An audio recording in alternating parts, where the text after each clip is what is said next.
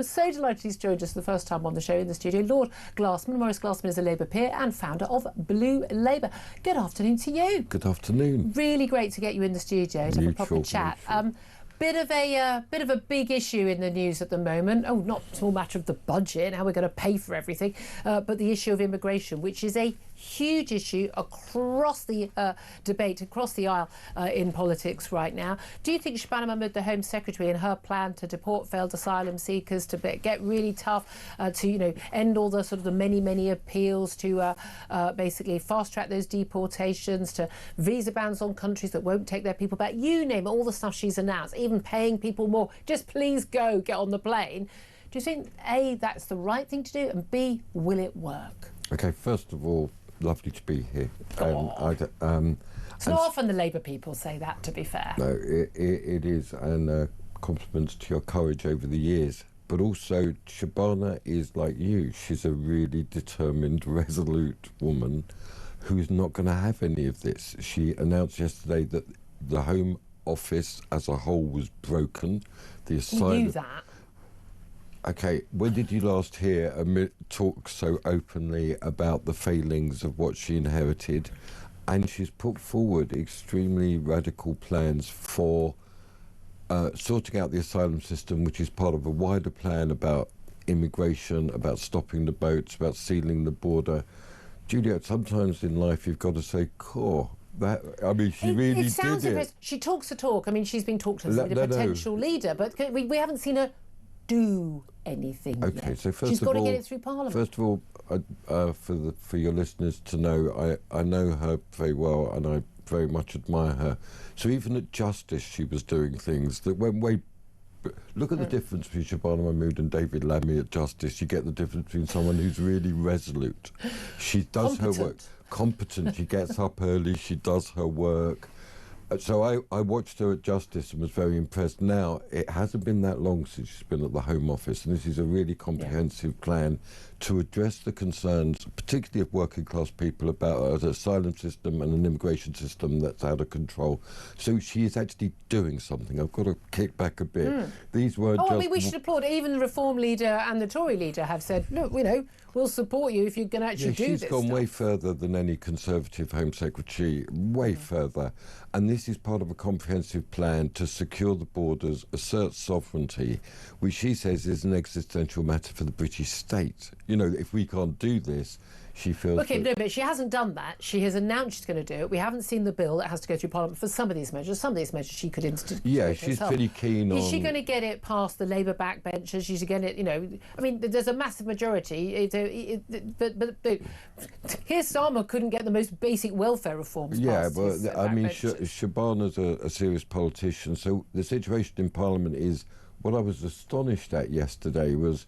At the beginning of her talk, the Labour MPs were quite silent, but by the end they were cheering. And what they saw was leadership. What she did was she actually put the moral case, the political case, and I've got you can call me back any time if I get this wrong. This is going to fly through. It's not. There will be the support. There will absolutely, and there will be the support very unusually from across the Commons. But here's the thing: if exactly the same MP sat in Parliament and it was a Tory government and they announced this, Shabana Mahmood as Shadow Home Secretary and all of your mates in the Labour hierarchy would be denouncing this as racist, as outrageous, as bigoted, as xenophobic, and it won't work. That's what they've done. Why is it OK if Shabana Mahmood announces it, but not if Nigel Farage or Kemi Badenoch announces it? The world is on the turn. I mean, Trump was elected, that's one thing. I still think we're living in the reverberations of the Brexit vote. She's a sovereigntist. She's a very unusual... She believes in the nation state. Yeah, very That's unusual. Well, she's in the spirit of Bevan, of Blue Labour, of all of us who love sovereignty and wish to promote the interests of working class people in our politics, called Labour, Julia, for a reason. This is the thing. I was going to ask you, just for our audience who, got jobs and lives and other things to be doing than following a load of the nonsense going on inside political parties. The organisation that you founded, Blue Labour, tell us a bit more about what it stands for. Well, we're sovereigntists. Do you believe in the nation state and border control? As a matter of faith, right? That Labour historically has always been like this. I mentioned Ernest Bevin, Peter Shaw, Clement Attlee, all these people.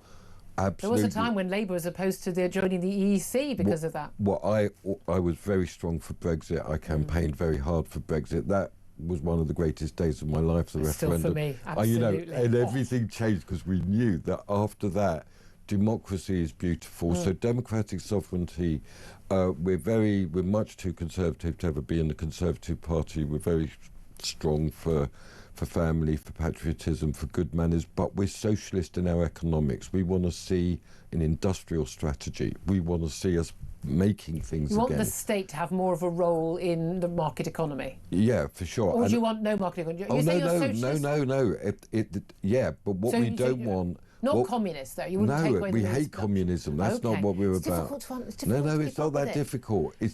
Your experience of the British state is that the British state would be better at running a lot of this stuff than the private market. No, my experience of the British state is that it's been decimated over 50 years, that we're being run by infantilised people who don't want to... So what Shabana's done, the significance, everybody, of yesterday, a democratically elected politician took a lead and said, we have to do this. But on that, what's vital for the state is the armed forces. We have to rebuild our army.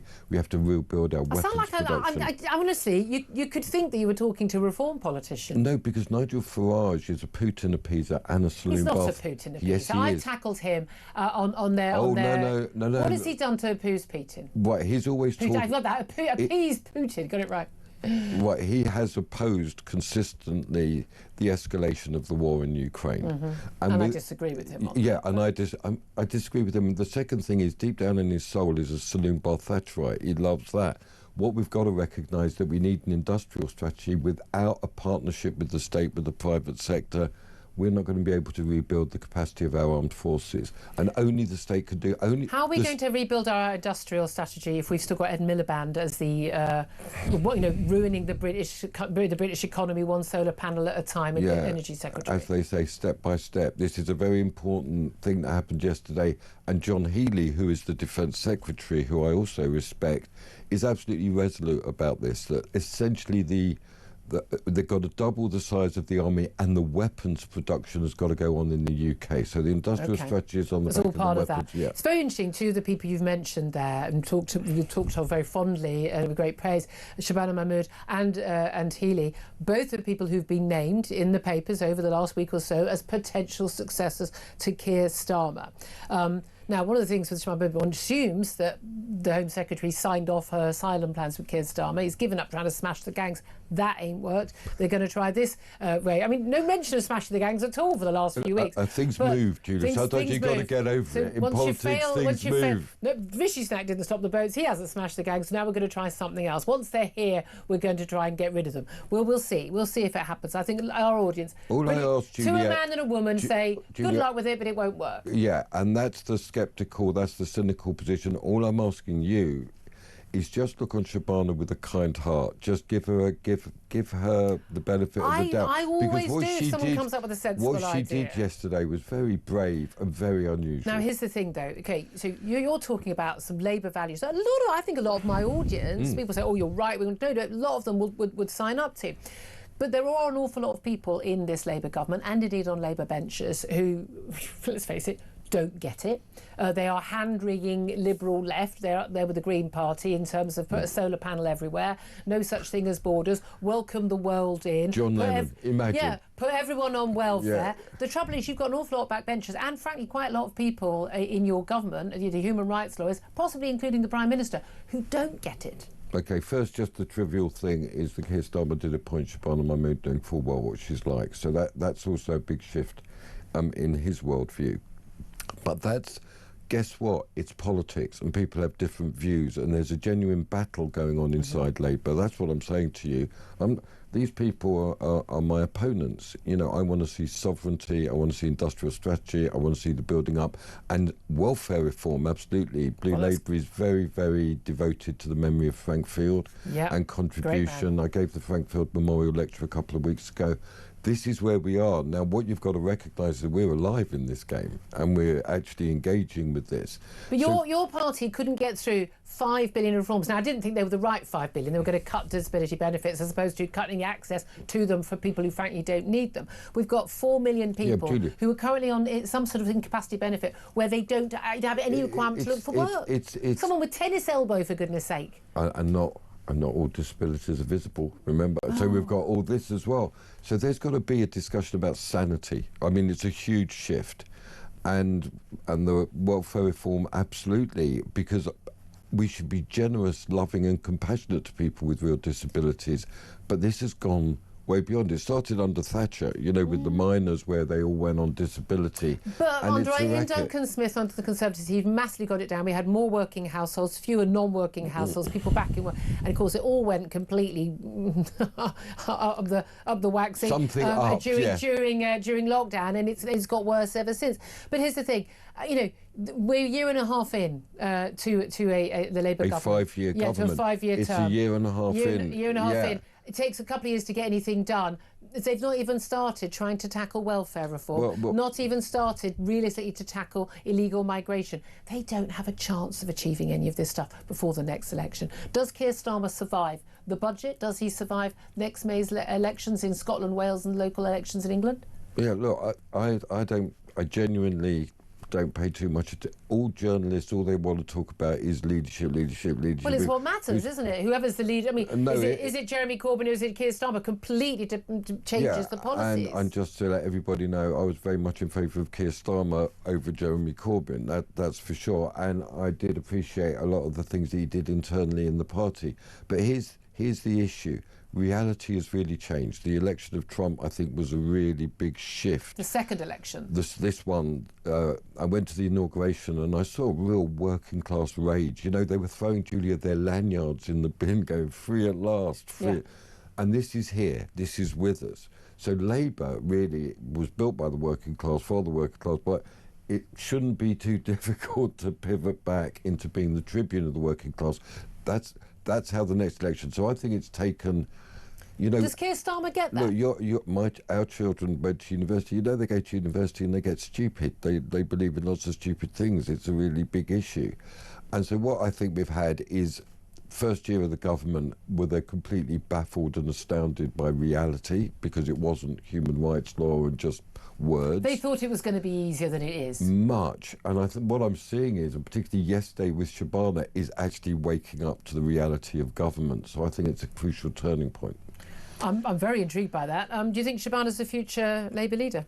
Look, I think your audience should know that she's my friend and I love her very much. So the answer to that is I don't yes. talk about that. What do you make of what the Tories have announced today? I mean, they're talking about massive, in tens of billions in welfare cuts. So is reform. Reform's also talking about cutting the foreign aid budget down from in the teens to just £1 billion a year, the money to the UN and others. Yeah. What do you think? I don't think much at all. I think the Conservatives had 13 years talking it up all the way through. Kemi Badenoch wasn't leader. No, but that's what she said. She wasn't leader then. In terms of, well, we are now. Well, I mean, what I mean is that I don't think the Conservative Party are a serious force in politics anymore. I think Reform are. Okay. So what do you make of Reform's policy suggestions? Yeah, I think that there's an element of chances about them. I don't think they've really sorted out. Danny Kruger's a very interesting and very serious person. And he's the Tory MP who went over who I respect. Policy. So I think they are going to develop serious state reform. I think there will be common ground between Labour and Reform as we move into the next election. Where we are right now in politics, I mean, such as you can predict anything in a week's time. We haven't even got the budget yet, or next May elections, let alone elections coming up by 2029. Do you think that, as many people, I mean, I didn't think at the time, but many people said, oh, you know, in July 24, Labour are going to win 2 terms, no question. I always thought that was nonsense. I always thought 1 term only because they're going to mess it up so badly. Do you think Keir Starmer survives the full term? Does he fight another election and does he win it?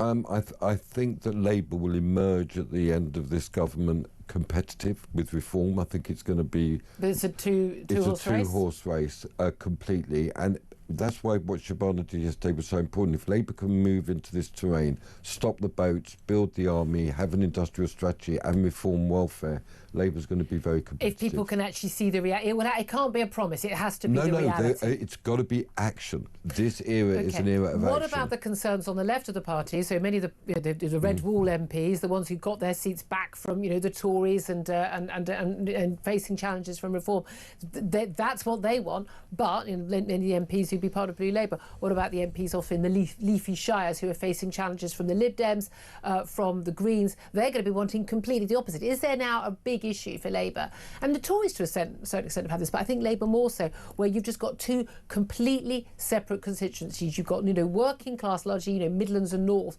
families, and you've got the university towns, the liberals, the graduates, the who want the so-called progressives, the cultural people. They want completely different things. Yeah, look, it's not really a great shock to you to know that there's a real battle going on. It's politics. What's great about this new era, and what I really like about what Shabana did, we've been ruled by judges and experts. I hate it. What I want to see is real contested politics going on in the House of Commons. And so, Julia, there are deep divisions in the party, and that is being actually sorted out in real time. You judge which way it's going. Fascinating. So great to have you in. Lord Glasman, Labour peer, founder of Blue Labour. I'm sure you enjoyed that. Love to hear your thoughts on what he had to say. 0344 499 1000.